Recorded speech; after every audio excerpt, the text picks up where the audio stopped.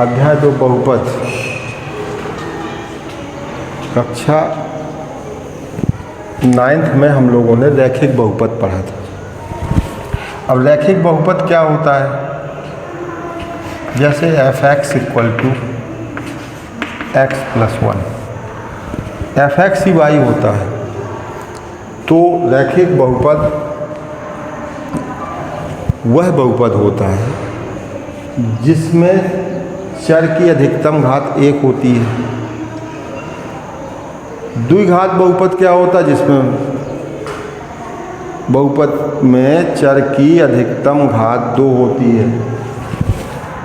ये 2 घात बहुपद बन गया। इसी प्रकार से 3 घात 4 घात। तो रैखिक बहुपद हम लोगों ने 9th में पढ़ा। अब अगर हमें इसका शून्यक ज्ञात करना है तो रैखिक बहुपद का शून्यक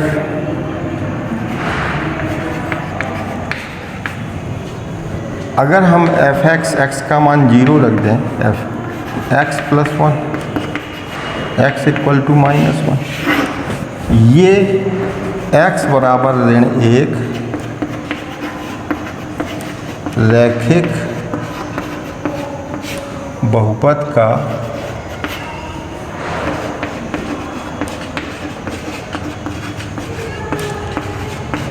एक शून्यक।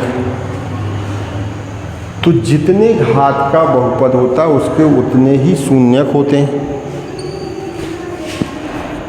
अब हम आते हैं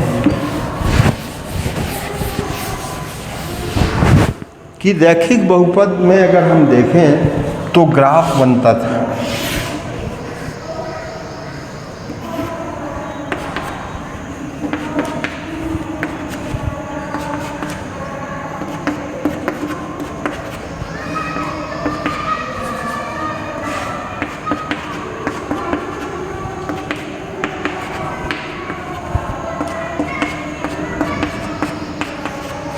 अगर हम कोई बहुपद ले लें, मान लीजिए y = x + 2, तो x का मान अगर 0 रखें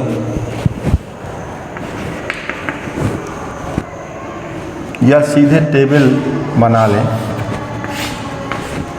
x का मान अगर 0 रखा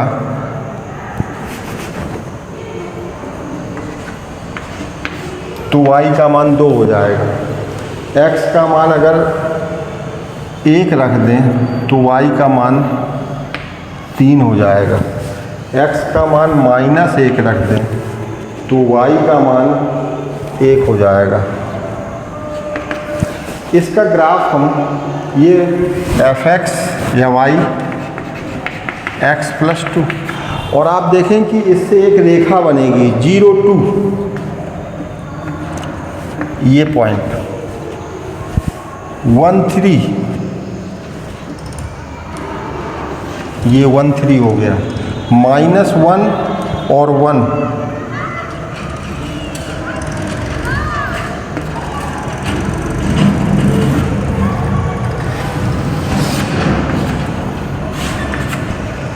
ये y = x + 2 या f(x) = x + 2 एक रेखा खींची जा सकती है। ये रैखिक बहुपद के लिए, ये हमने पढ़ा था पिछले 9th में। अब अगर हम द्विघात बहुपद को देखें तो द्विघात बहुपद का जो मानक रूप होता है, तो रैखिक बहुपद f(x) = ax + b के रूप में होता है, और ये एक रेखा ग्राफ पर बनाता है। लेकिन अगर हम इसके आगे की बात करें तो द्विघात बहुपद के जो ग्राफ हैं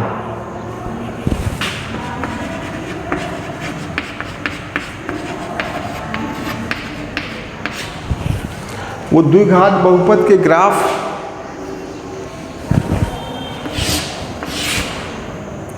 ऐसे बनते हैं, पैराबोला जैसे, परवलय जैसे बनते हैं, वो सीधी रेखा नहीं बनती।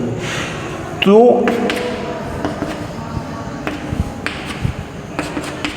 कोई भी ग्राफ द्विघात बहुपद, त्रिघात, कई घात के जितने भी बहुपद होते हैं उसके शून्यक, अब यहाँ पर शून्यक क्या होता था, एक होता था, एक घात का। द्विघात के दो शून्यक। अगर हम ग्राफ से ही देखें, मान लीजिए ये, तो किसी भी बहुपद का अगर ग्राफ बना हुआ है और वो x अक्ष पर जितने बिंदुओं पर प्रतिच्छेद करता है तो इसके शून्यक कितने हो जाएंगे, 2 हो जाएंगे।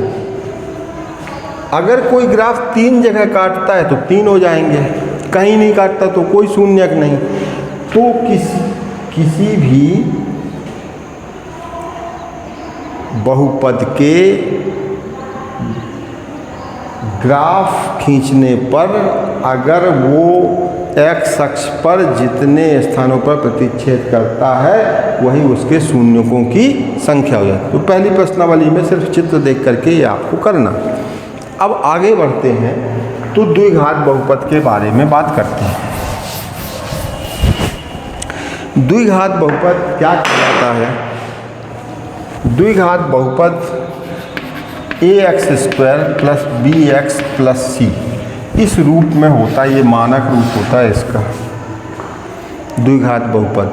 अब द्विघात बहुपद में देखिए चर की घात अधिकतम 2 है, इसलिए और इसके शून्यक भी 2 निकलते हैं। अगर हम देखें x² प्लस 4x प्लस 3 ये एक द्विघात बहुपद है,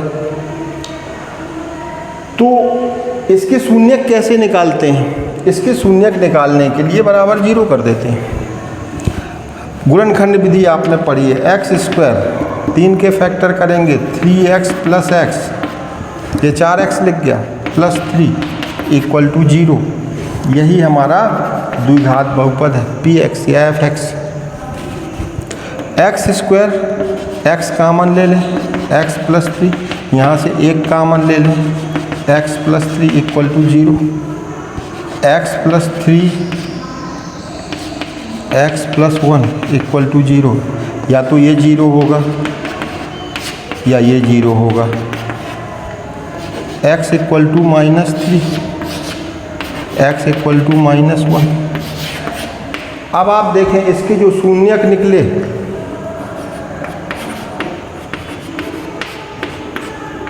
-3 और -1।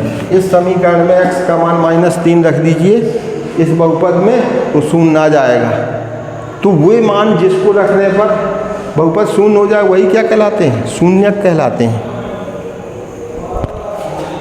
देखिए -3 रखेंगे तो 3 का स्क्वायर 9 और -12 और धन 3 और 9 12 और -12 0 हो गया। -1 रखने पर x²,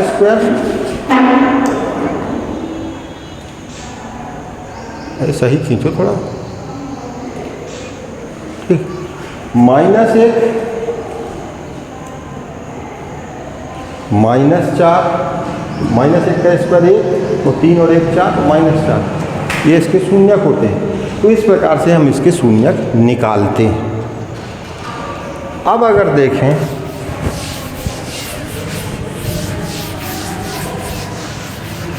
ये यहाँ हमने देखा ax² plus bx plus c ये एक बहुपद है। इसके जो शून्यक हैं अगर हम इन्हें अल्फ़ा बीटा नाम से कहें, अल्फ़ा और बीटा, अगर ये शून्यक है तो x minus alpha, x minus beta और k, अगर हम इनका गुणनफल करें तो हमें ये क्या मिल जाएगा? बहुपद मिल जाएगा। क्योंकि अभी आपने देखा कि जो समीकरण था x² प्लस 4x प्लस 3 और यहाँ x माइनस 3x माइनस 1, इसका गुणा करेंगे तो ये आ जाएगा। तो अल्फ़ा और बीटा इसके शून्यक है, तो x माइनस 3x माइनस 1 का गुणा करेंगे तो x² प्लस 4x प्लस 3 मिल जाएगा। इसलिए k कोई कांस्टेंट है, कोई संख्या ले सकते हैं, क्योंकि यहाँ और अल्फा और बीटा, तो x minus alpha x minus beta. इस प्रकार से ये शून्यक हमें मिल सकते हैं, और शून्यकों को हम इस रूप में व्यक्त कर सकते हैं कि इसका गुणनफल ये होता है, इसलिए इसका गुणनफल ax² plus bx plus c होगा। अब जरा देखें कि ये शून्यक निकलते कैसे हैं। अगर हम यहाँ देखें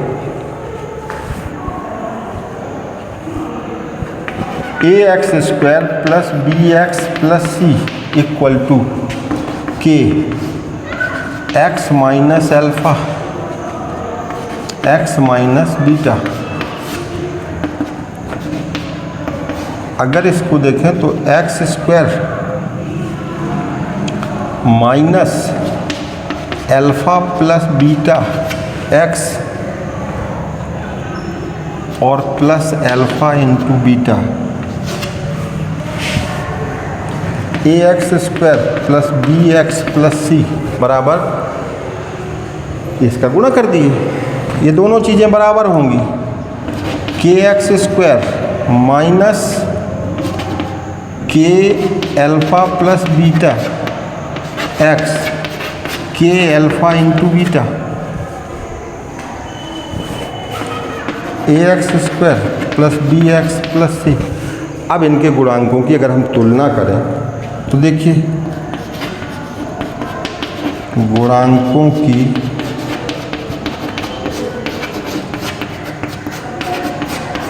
तुलना करने पर x² का गुणांक क्या है a, x का गुणांक क्या है माइनस के अल्फा प्लस बीटा, और अचर राशि क्या है c, तो c बराबर के अल्फा इंटू बीटा। क्या किया, गुणांकों की तुलना कर लिया। x² को छोड़ दो, जो कुछ बचे वही उसका गुणांक कहलाता है। x² को छोड़ दो तो क्या बचेगा a, यहाँ x² को छोड़ो तो क्या बचेगा k, a बराबर k, b बराबर x का गुणांक ये रखा, x का गुणांक b रखा, a आ गया। अब अगर हम देखें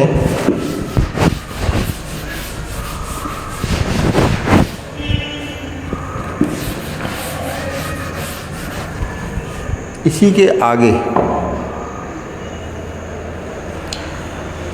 इसमें इसका भाग दें तो b/a बराबर माइनस के अल्फा प्लस बीटा बटे के से के कट गया, अल्फा प्लस बीटा माइनस, इस माइनस को इधर कर दो तो अल्फा प्लस बीटा बराबर माइनस b/a। यहाँ पर ये अल्फा और बीटा क्या थे, शून्यक थे, तो एक संबंध निकल आया बहुपद में और उसके गुणांकों में संबंध। ये क्या है, शून्यकों का योग बराबर b क्या है, x का गुणांक है, तो यहाँ लिख सकते हैं माइनस x का गुणांक बटे a क्या है, a देखिए x² का गुणांक।